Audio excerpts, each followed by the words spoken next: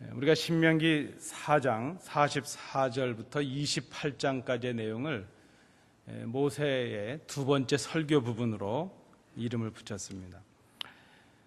그리고 전체 설교의 요약이라 할 수 있는 부분이 5장에 나타났는데 그것은 십계명의 내용이었습니다. 이 십계명의 내용이 두 번째 설교 전체의 내용이라 할 수 있고, 특별히 그 12장부터 26장까지의 이 내용이 두 번째 설교 부분의 핵심이 되죠. 그것을 우리가 신명기 법전이라 이렇게 부르는데, 바로 그 신명기 법전의 내용이 창세기 5장에 나타났던 십계명을 확대한 것이라 이렇게 볼 수 있죠. 그 십계명의 내용을 자세하게 풀어서 그 백성들이 지켜야 될 규범으로 만든 내용, 해설서가 바로 신명기 법전이라 말할 수 있습니다. 우리가 지난주에 6장을 살피셨는데 6장은 특별히 쉐마라는 것이었죠. 들으라 이스라엘아. 그것은 그 신명기 법전의 내용을 어떻게 지켜야 될 것인가, 어떻게 백성들이 각인하고 그것을 삶으로 실천할 것인가 하는 방법을 말씀한 것이라 볼 수 있습니다. 오늘 우리가 살피실 내용, 이것은 12장부터 26장까지의 내용의 첫 번째 부분입니다. 말씀드린 대로 이것은 신명기의 어떤 법전이라 말할 수 있고, 이스라엘 백성이 이제 요단강을 건너서 하나님께서 예비해 주신 가나안 땅에 들어가서 하나님께서 새롭게 주시는 그 새 땅에서 지켜야 될 규례, 지켜야 될 규칙에 대한 말씀이라 이렇게 볼 수 있습니다. 우리가 여러분 시간이 되시면 신명기 5장의 이 십계명의 내용이 12장부터 26장까지 어떻게 확대 해설되고 있는가 하는 것을 한번 성경을 읽어보시면서 공부해 보시는 것도 좋으리라 생각합니다. 말씀드린 대로 그 10가지의 계명을 확대해서 해설하고 있는 내용이죠. 오늘은 우리가 첫 번째 부분을 살피십니다. 하나님께서 신명기 5장에 제1계명을 말씀하셨는데 그 1계명이 무엇이었는가 하면 나 외에는 다른 신들을 내게 있게 말지니라 하는 명령이었습니다. 그러니까 이것을 다르게 해석을 해보면 이 명령은 오직 여호와 하나님께만 예배하고 섬기라 하는 그런 내용이죠. 하나님께서 허락하신 가나안 땅에서 하나님의 백성된 그 사람들, 그 가나안 땅을 차지한 하나님의 백성들이 지켜야 될 첫 번째 계명, 첫 번째 규례, 첫 번째 그 법전의 내용이 무엇인가 하면 예배에 관한 것이라는 것이죠. 예배에 관한 말씀. 나 외에는 다른 신들을 너에게 두지 말라 하는 이 말씀은 하나님만 예배하라는 그런 말씀이죠. 그래서 오늘 본문 우리가 함께 읽으신 특별히 12장의 내용 전체가 그렇습니다. 12절까지의 내용은 예배 장소에 관한 말씀을 주고 있습니다. 12장.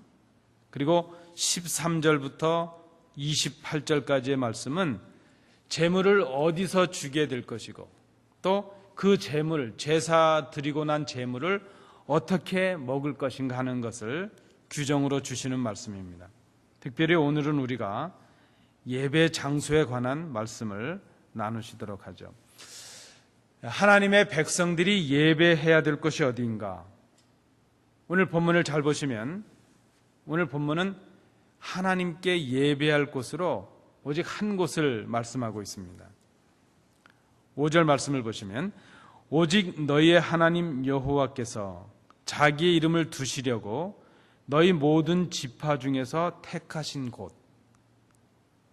이스라엘 백성들이 이제 새로운 땅 가나안에 들어가면 하나님께 예배해야 되는데 그것이 하나님만을 섬기는 길인데 그 예배해야 될 것이 어디인가? 하나님의 이름을 두시려고 하나님께서 택하신 곳이라는 것입니다. 그리고 그 이어지는 설명에 보면 그가 계신 곳이죠. 바로 그곳. 하나님의 임재가 있는 곳, 이스라엘의 하나님의 백성이 되고 하나님이 이스라엘의 하나님이시라는 것이 보여지는 현장이 어디인가? 그것이 바로 예배 현장이라 말할 수 있습니다. 예배 자리죠. 그러니까 예배라고 하는 것은 하나님의 백성이 하나님의 주인됨을, 하나님의 주권을 인정하는 삶의 실천의 자리, 그것이 바로 예배 자리라 말할 수 있습니다. 우리가 오늘 함께 읽으신 5절, 6절, 7절 말씀을 중심으로 중요한 내용 3가지를 정리합니다. 첫 번째 5절입니다. 예배는 어디에서 드려야 하는가? 어떻게 결론을 낼 수 있을까요? 예배는 어디에서 드려야 될까요? 사람들이 편한 곳이 아니라 오늘 말씀에 의하면 하나님께서 정해주신 것이죠. 그곳은 하나님의 이름을 두신 곳입니다. 하나님의 이름을 두셨다 하는 그 의미는 하나님이 임하신다는 의미요, 하나님의 권위, 하나님의 주권, 하나님의 영광을 두셨다는 그런 의미가 있습니다. 그러면 좀 어리석은 질문이지만 왜 하나님이 택하신 곳에서 예배를 해야 될까요? 여러분 그렇지 않습니까? 왜 하나님이 꼭 정해주신 데서만 예배를 해야 될까?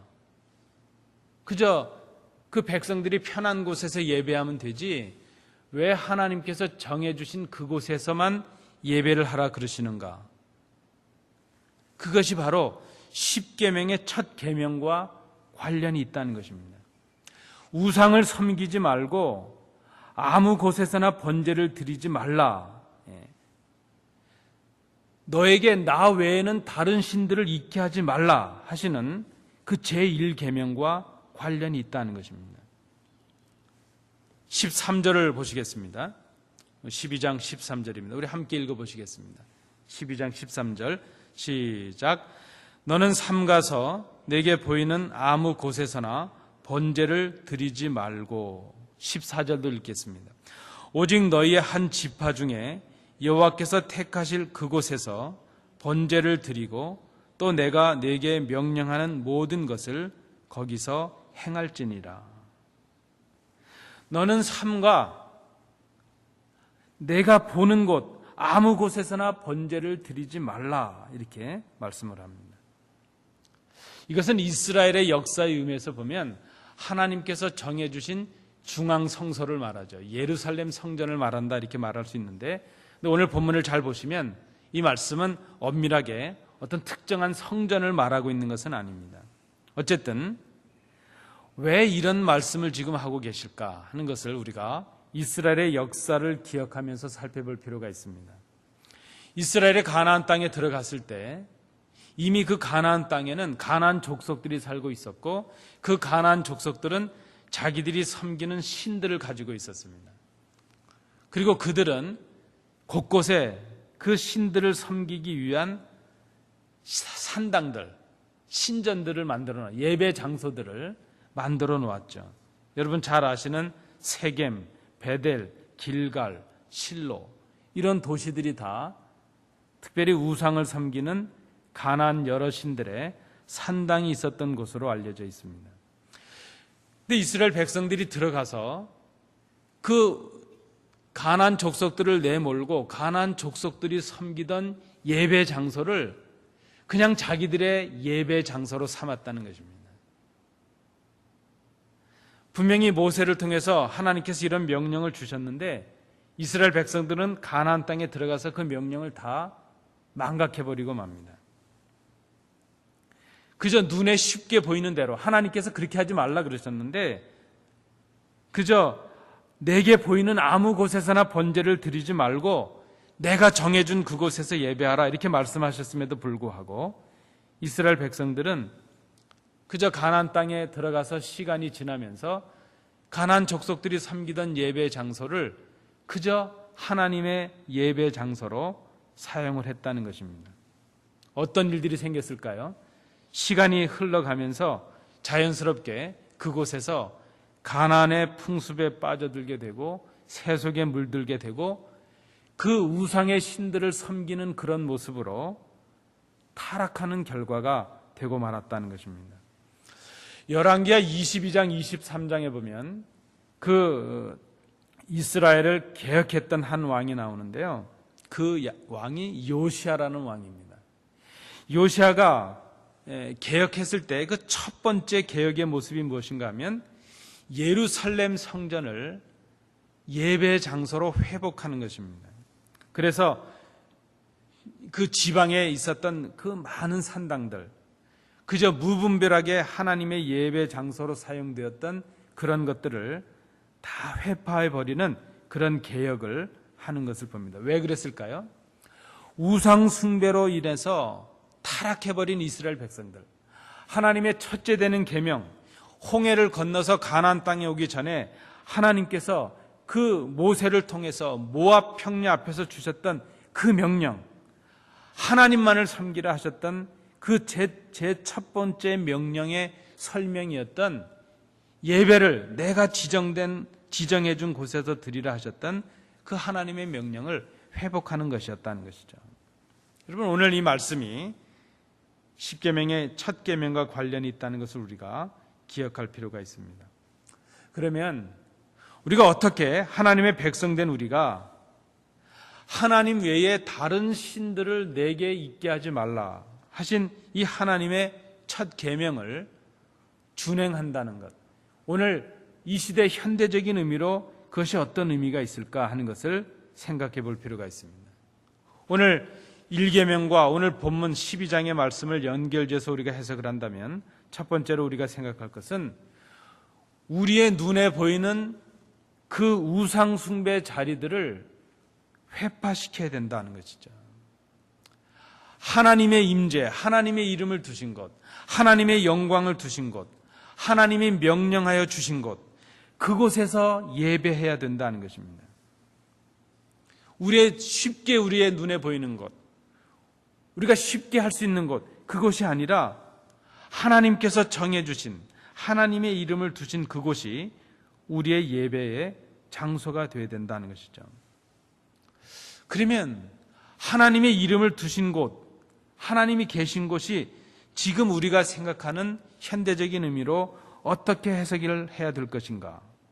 말씀드린 대로 이것은 어떤 특정한 성전을 지명한 것이라 이렇게 말할 수 없습니다. 우리가 교회를 정의할 때 신학적인 정의는 무엇입니까? 성경적인 정의는 무엇입니까? 교회는 보이는 건물이 아니고 예수 그리스도를 구주로 고백하는 성도들이죠. 그리고 그 성도들이 곧 그리스도의 몸이라 이렇게 말하고 있습니다. 그러니까 이 시대 교회라는 의미는 예수 그리스도를 고백하는 곳, 그것이 바로 하나님의 이름을 두신 곳이고 하나님의 임재가 있는 곳이죠. 하나님의 실체, 하나님의 본질, 하나님의 이름을 가장 이 땅에 잘 드러내신 분이 바로 예수 그리스도시죠. 그리고 그 하나님의 뜻을 가장 극명하게 드러내는 것이 바로 하나님의 말씀이죠. 그래서 요한은 너희가 예배할 때에 영과 진리로 예배하라 이렇게 말합니다. 성령의 감동으로, 말씀으로, 예수 그리스도의 그 이름으로, 은혜로 예배하는 자리, 그것이 바로 하나님의 이름을 두신 곳 이렇게 말할 수 있습니다. 오늘 5절을 다시 보시면 5절 마지막 부분에 이렇게 되어 있습니다. 모든 지파 중에서 택하신 곳인 그 계실 곳으로 찾아 나아가서 이렇게 말씀을 합니다. 찾아 나아가라는 것이죠.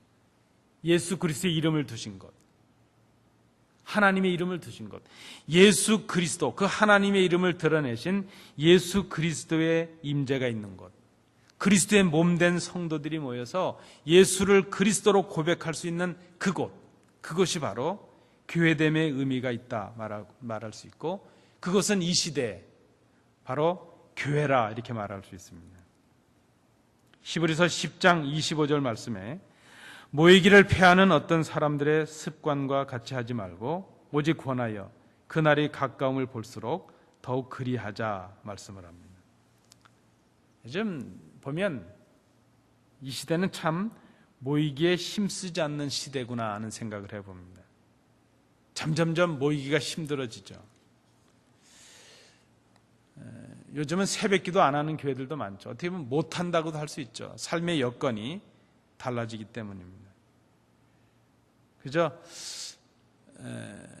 아마 시간이 가면 갈수록 점점점 모이기가 힘들어지지 않겠는가.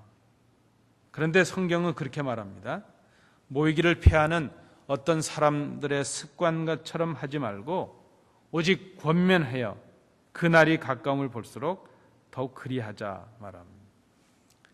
그리스도의 몸인 교회, 그리스도의 피값으로 세워진 그리스도의 몸된 교회, 그곳이 바로 하나님이 선택하여 지명하신 곳입니다. 하나님의 이름을 두신 곳이 바로 이 땅에 세워진 교회입니다. 그곳이 하나님께 예배하려는 예배 장소라 말할 수 있죠. 여러분, 오늘 이 말씀을 우리가 생각하면서 우리가 결단해야 될 것입니다.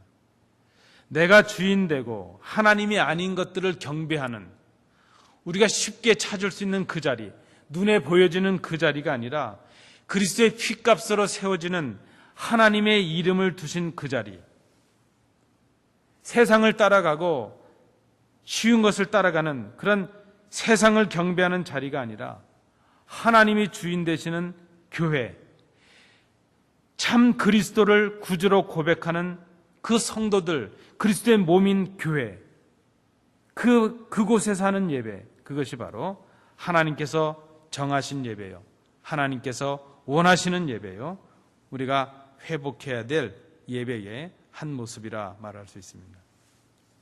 두 번째입니다. 6절 말씀을 통해 볼 때, 그러면 그 하나님께서 정해주신 곳에서 우리가 드려야 될 예배가 어떤 예배인가 하는 것이 6절에 나타납니다.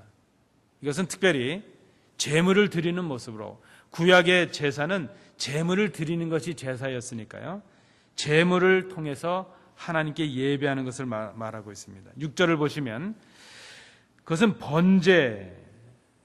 번제는 희생을 드리는 것이죠.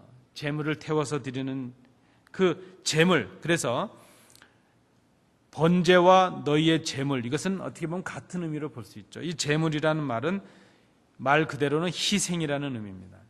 내가 죽어야 되는데 제물을 대신 죽이는 것이죠. 그것이 희생이죠. 11조 거제라는 것은 손에 높이 들어 올려서 하나님께 영광을 돌리는 그런 제물의 제사를 말합니다. 서원제라고 하는 것은 자신을 하나님께 드리겠다고 서원하면서 드리는 제물과 제사를 말하죠. 낙헌제물이라고 하는 것은 자기의 헌신을 결단하면서 헌신의 표시로 드리는 제물과 제사를 말합니다. 그리고 그 제물을 드릴 때 그 제물을 어떻게 선별하느냐 하는 것이 나타났는데, 소와 양, 그 우양의 만물을 드리라 그랬습니다. 처음 낳은 것들을 제물로 드리라. 이것은 어떻게 보면 이 단순히 처음 난 것이라는 의미보다는 만물이라는 의미죠. 가장 으뜸되는 것, 가장 귀한 것을 하나님께 드린다 하는 그런 의미가 있습니다. 그러니까 바로 이 제물을 드리는 것, 이것이 예배 제사의 내용으로 이렇게 언급이 되었습니다. 어디서 제물을 드려야 될 것인가? 이 제물을 드리는 곳이 바로 아무 곳에서나 하는 것이 아니라 하나님께서 지정해 주신 그곳에서 하나님께 예배하면서 제사하면서 이 제물을 드리라 말합니다. 그런데 이 6절에 나타난 이 제물의 내용은요, 우리가 특별히 레위기에서 볼 수 있는 그 제사의 구분에 따르면 화목 제사에 해당하는 그런 제물들입니다. 화목 제사라고 하는 것은 하나님과 백성 사이에 교제를 통해서 서로 화목을 상징하는 그런 제사, 그런 예배라 이렇게 말할 수 있습니다. 희생의 제물을 드림으로 인해서 화목한, 하나님과 화목을 도모하는 제사, 그것이 바로 오늘 본문 6절에 나타나고 있는 제사의 내용입니다. 이 화목 제사에서 드려지는 그 예배와 제물은 오늘 우리 본문에는 이렇게 나왔지만 레위기의 구분에 따르면 세 가지 요소로 나눌 수가 있죠. 하나는 감사의 제물입니다. 화목 제물은 하나님 앞에 감사하는 제물을 드리는 것이고, 두 번째는 오늘 본문에도 나타나는 낙헌제입니다. 그래서 헌신을 결단하는 제물이죠. 그리고 서원 제물이라 이렇게 말할 수 있습니다. 이 세 가지 형태가 화목 제물의 형태로 나타납니다. 이 예배에서 이 제물을 드리는 것에서 우리가 기억해야 될 것이 있습니다. 무엇인가 하면 예배라고 하는 것, 하나님께 제사를 드린다고 하는 것은 무엇을 얻기 위해서 드리는 것이 아니라는 것입니다. 여러분, 만약에 우리가 하나님 앞에 제물을 드리는데 뭘 얻기 위해서 드린다면 우상에게 드리는 제물과 다를 바가 없습니다. 우상의 제사들, 특별히 무속 종교에서 말하는 제물 드림과 우리 기독교에서, 우리 성경에서 말하는 제물 드림의 차이가 있습니다. 일반 무속 종교의 제물 드리는 것은 진언이죠. 진언. 소위 말하는 귀신을 달래기 위해서 한다는 겁니다. 이거 안 드리면 일을 당할까 봐. 바닷가에 가서 짐승을 빠치고 제물을 드려야죠. 그거 안 하면 고기 잡을 때 바다신이 노해서 고기 못 잡게 하고 배 뒤집어지게 할까 봐. 산에 가서 제물을 드리죠. 산에 나물 캐러 가고 산삼 캐러 가는 사람들이 산짐승 만나서 죽을까 봐. 신을 달래서 어려움을 안 당하게 하겠다는 것이 일반 무속 종교나 우상의 제물입니다. 그러나 우리 성경에서 말하고 있는, 우리 신앙인들이 말하는 하나님 앞에 예배하고 제물을 드린다는 것은 우리가 무엇을 얻기 위한 것이 아니고 귀신을 달래듯이 하나님을 진정시키기 위해서 하는 것이 아니라는 것입니다. 이것은 하나님과 우리와의 교제를 위한 것이고, 어떻게 보면 이미 하나님께서 우리에게 주신 것에 대한 감사의 응답이라 말할 수 있습니다. 우리가 이것을 드림으로 무엇을 얻겠다는 것이 아니라 이미 우리에게 주신 그 많은 것들, 하나님께서 주신 그 은혜에 대한 감사의 응답이 바로 제사요, 우리가 드리는 제물이라 말할 수 있습니다. 여러분, 아주 지난 얘기지만 한국에서 그런 얘기가 있었다지 않습니까? 어떤 분이 사업을 하는데 사업이 어려워서 잘 형통치 않아서 목사님을 찾아가서 상담을 했는데, 상담 끝에 목사님이 권면한 건지 아닌지 모르지만 그분이 수억 대의 돈을 하나님 앞에 헌금을 했다는 것입니다. 근데 헌금을 했는데, 헌금을 하고 하나님께서 사업을 잘 인도해 주셔서 사업이 잘 될 줄 알았는데 사업이 더 어려워졌습니다. 그래서 이분이 목사님에게 돌려달라 그랬다는 것이죠. 나는 헌금을 하면 사업이 잘 될 줄 알았는데 이게 안 됐으니까 돌려달라. 그 목사님께서 하나님 앞에 헌금을 한 걸 어떻게 돌려달라 그러냐 그랬더니 들려진 얘기니까 어떤지 모르겠습니다. 교회 가서 어떻게 했다 이런 그 웃지 못할 일들이 있었다는 얘기를 들어봅니다. 여러분, 헌금은 그렇게 드리는 것이 아닙니다. 헌금은 투자가 아니고 헌금은 속임수가 아닙니다. 내가 이거 드리면 하나님이 더 큰 거 주시겠지, 계산이 아니라는 것입니다. 예배는 그렇게 하는 것이 아니라는 것입니다. 예배는, 제물을 드리는 것은 이미 우리에게 주신 은혜에 대한 감사의 응답일 뿐입니다. 그것을 통해서 하나님과 우리가 더 화목해지고 더 교제하게 되고 하나님의 백성이 되고 우리 하나님이 되는 관계의 회복 속에 있다는 것입니다. 그 은혜에 대해서 우리의 자원하는 그런 물질로 헌신을 하는 것이요, 그 하나님의 이름을 찬양하며 영광을 돌리는 것, 하나님을 위하여 이제 나 자신 물질이 아니라 내 몸을 드리기로 서원하면서 하나님 앞에 결단하는 것, 그것이 바로 우리가 드리는 제물이요 우리의 예배여야 한다는 것입니다. 그렇기 때문에 우리가 드리는 이 예배는 온통 하나님께서 기뻐하실 것을 생각하고 하나님께서 주인 되시는 예배를 드려야 됩니다. 그런데 여러분, 우리 예배를 잘 생각해 볼 필요가 있습니다. 이 예배를 통해서 우리의 관심은 하나님이 어떻게 기뻐하실 것인가, 하나님이 무엇을 얻으실 것인가, 여기에보다는 이 예배를 통해서 내가 무엇을 얻을 것인가, 내가 어떤 만족을 누리고 내가 어떤 영광을 얻을 것인가, 이런 생각을 하는 예배가 되고 있다는 것입니다. 예배 주인이 하나님이 아니시고 우리가 되고 있다는 증거입니다. 이 예배는 우상에게 드리던 예배와 다를 바가 없다 하는 것이죠. 또 오늘 본문에 나타나는 이 화목제사, 하나님 앞에 제사의 특징이 하나 있는데요. 그것은 희생 제물로 드려졌던 이 제물들, 이 짐승들을 하나님과 제사를 집례했던 제사장과 그리고 예배 참여하는 자 그리고 그 가족들이 서로 나눈다는 데 의미가 있습니다. 그것이 화목제물의 의미가 있죠. 하나님의 몫으로 돌려지는 짐승의 기름들은 불살라서 다 태워집니다. 가슴 부위와 오른쪽 뒷다리는 제사장의 몫으로 주어집니다. 그리고 그 나머지는 예배자와 그 가족들과 그 친구들의 몫으로 돌려진다는 것이죠.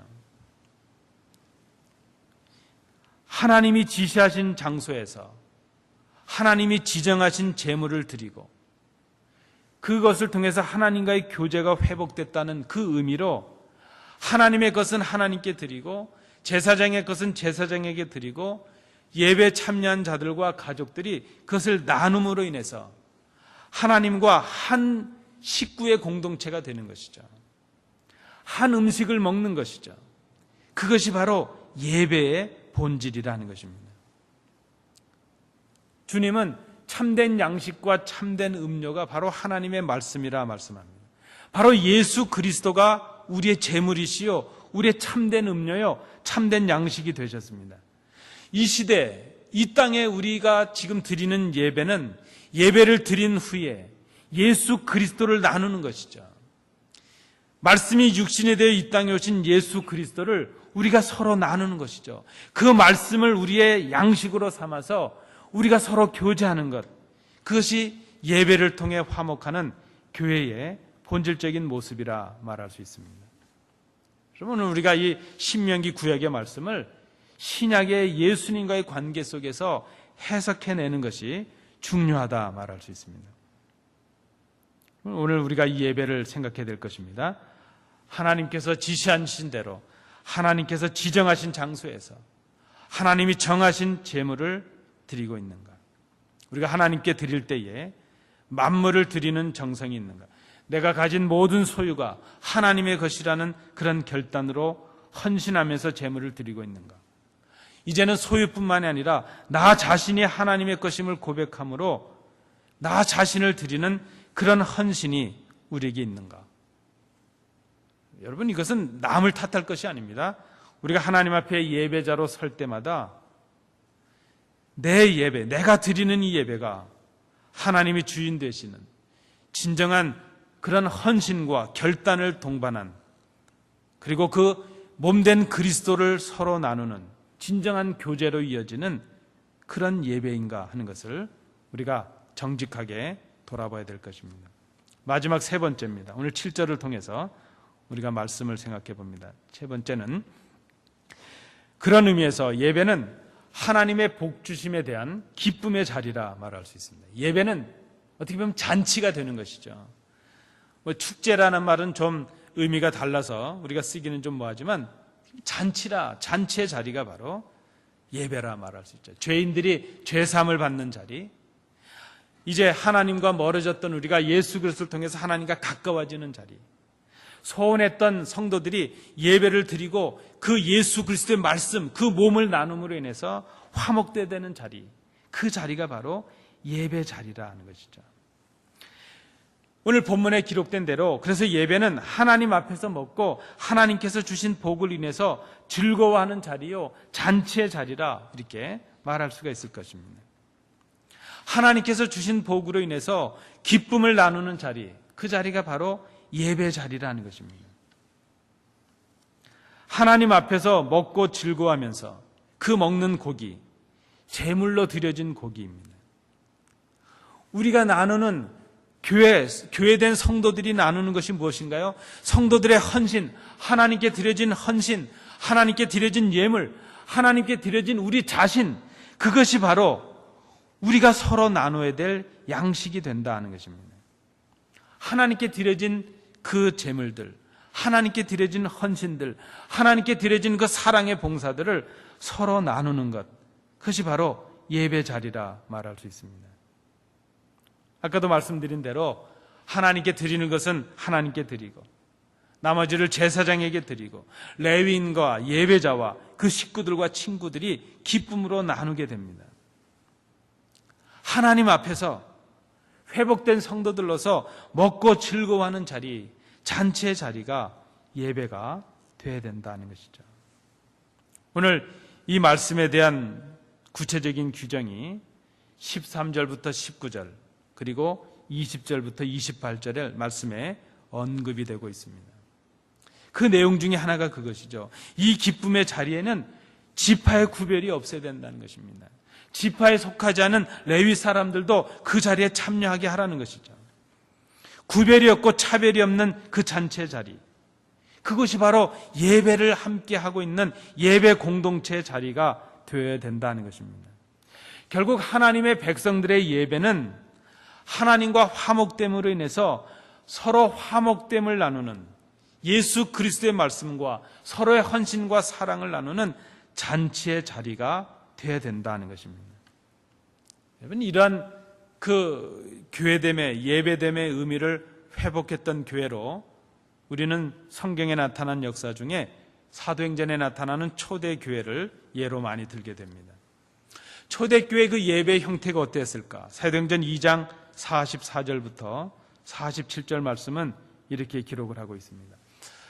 믿는 사람이 다 함께 있어 모든 물건을 서로 통용하고 또 재산과 소유를 팔아 각 사람의 필요를 따라 나눠주며 날마다 마음을 같이하여 성전에 모이기를 힘쓰고 집에서 떡을 떼며 기쁨과 순전한 마음으로 음식을 먹고 하나님을 찬미하며 또 온 백성에게 칭송을 받으니 주께서 구원받는 사람을 날마다 더하게 하시니라. 여러분, 이 사도행전에 나타나는 교회의 부흥, 교회의 회복은 하나님만을 제1계명, 나 외에는 다른 신들을 내게 있게 하지 말라 하셨던 그 하나님의 명령, 하나님의 제1계명에 순종해서 진정한 예배 회복을 이루었던 교회가 바로 초대교회라 말할 수 있습니다. 많은 교회 문제를 우리는 그 원인을 많은 곳에서 찾을 수 있습니다. 그런데 우리가 먼저 생각해야 될 교회 문제의 원인은 예배에 있습니다. 예배에 우리의 문제가 있다는 것은 예배자가 문제가 있다는 것입니다. 예배 시설이 열악하고 예배 드리는 도구들이 안 좋아서 그게 문제가 아닙니다. 여러분, 초대교회 시대, 이 사도행전의 시대에 지금 우리 교회만큼 형편이 좋았겠습니까? 그렇지 않았겠죠. 그때는 아마 마이크도 없었을 거고 이렇게 좋은 의자도 없었을 것입니다. 아니, 무슨 초대교회까지 가겠습니까? 우리 성도님들께서 처음 신앙생활 하시던 그 수십 년 전, 아니 저같이 이렇게 젊은 사람이 어릴 때만 해도 대부분의 교회는 이런 좋은 의자도 없었습니다. 그저 바닥에 앉아서 그저 다리가 저리도록 무릎을 꿇고 예배하고 기도했던 그때가 바로 엊그제였습니다. 시설이 열악해서가 아니라, 조건이 열악해서가 아니라 이 시대의 예배 문제는 예배자의 문제입니다. 우리가 어떤 마음과 어떤 자세로 하나님 앞에 예배하고 있는가? 우리가 예배를 회복해야 된다면 예배 분위기를 회복하는 데 있지 않습니다. 성가대 찬양은 더 많은 성가대가 있어서 더 그럴싸한 찬양을 해야 된다. 그거 아닙니다. 하나님께서 그런 찬양만 받으신다면 모든 교회는 아마 무슨 합창단을 다 들여다 놔야 되겠죠. 하나님께서 그런 음악적인 기교의 찬양을 하나님께서 그런 음악만 들으시겠습니까? 소수의 찬양자가 하나님 앞에 영광을 돌릴지라도 진정한 마음으로 드리는 그 찬양을 하나님 기뻐하실 것입니다. 시설이 문제가 아니라, 조건이 문제가 아니라 예배자가 문제입니다. 우리가 날마다 그저 매 주일마다 주의 전에 오를 때마다 그저 습관적으로 예배 자리에 임할 것이 아니라 오늘 우리에게 주신 말씀을 기억하고 하나님의 주인 되심을 기억하고 내 헌신과 내 물질의 모든 소유가 하나님이신 것을 결단하면서 진정한 제사와 제물을 드리는, 그리고 이 예배를 통해서 성도들과 하나님과의 진정한 교제와 화목을 누리는 그 예배의 회복, 그것이 바로 이 시대에 우리가 회복해야 될 예배의 회복이라 말할 수 있습니다. 말씀을 맺습니다. 지금 이 말씀을 듣고 있는 이스라엘이 어땠는가 하는 것이죠. 이제 요단강을 건너서 가나안 땅에 들어가야 될 이스라엘의 후손들입니다.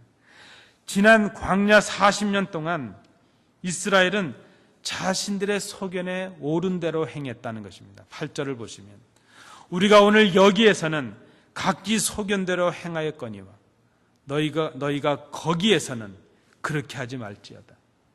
비록 우리가 이 광야에서는 우리의 소견대로 행하다가 너희의 조상들은 광야에서 다 죽었지만 우리는 지금까지 그렇게 살아왔지만 이제 요단강을 건너서 하나님께서 우리에게 허락하실 그 가나안 땅에 들어가서는 거기에서는 그렇게 하지 말지어다.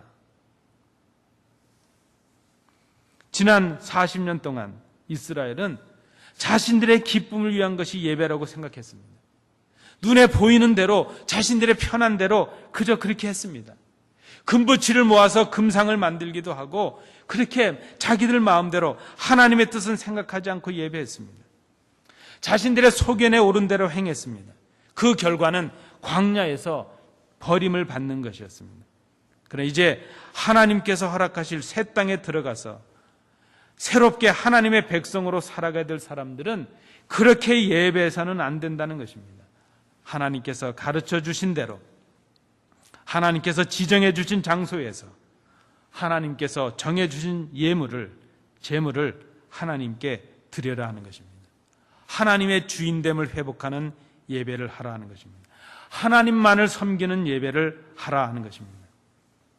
그런 자세와 삶이 예배에서부터 시작이 될 수 있어야 된다 하는 것입니다.